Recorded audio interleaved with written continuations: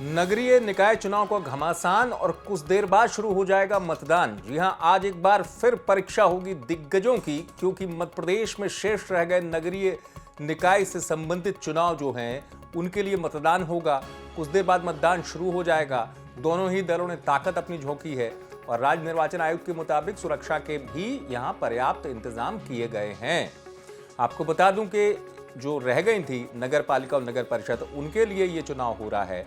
46 ऐसी नगरीय निकाय की जो नगर पालिका या नगर परिषद है उनको लेकर ये मतदान होगा। सुरक्षा के पर्याप्त इंतजाम किए गए हैं। 8 लाख से ज्यादा मतदाता हैं करीब, और 1000 से ज्यादा मतदान केंद्र बनाए गए हैं जहां पर वोट डाले जाएंगे। कई जिले ऐसे हैं जहां की नगर पालिकाएं हैं, नगर परिषद है, जिन पर यह मतदान किया जाएगा, जिनको लेकर इनमें कमलनाथ की गढ़ छिंदवाड़ा की भी नगर पालिकाएं हैं और नगर परिषद है। बैतूल, डिंडोरी, मंडला, सागर, इसके अलावा रायसेन, तमाम वो जिले हैं। 18 जिलों का मैंने आपसे जिक्र किया जहां पर ये मतदान किया जाएगा। और बात की जाए तो छिंदवाड़ा की खासतौर पर यहां पर बात हो जाएगी, क्योंकि छिंदवाड़ा में कमलनाथ की गढ़ में एक बार फिर बीजेपी ने अपनी ताकत दिखाने के लिए यहां पर शक्ति लगाई है।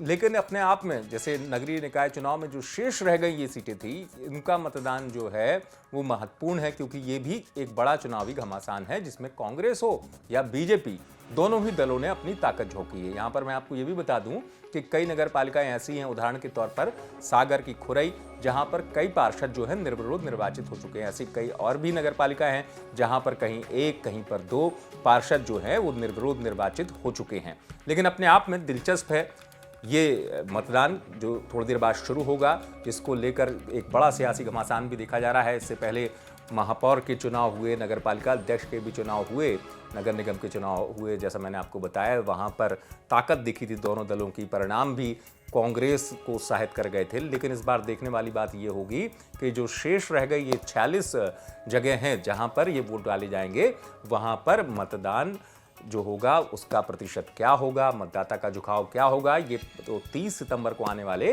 परिणाम में स्पष्ट हो जाएगा। फिलहाल मतदान को लेकर तैयारियां पूरी की गई है। आप देखते रहे एमपी तक।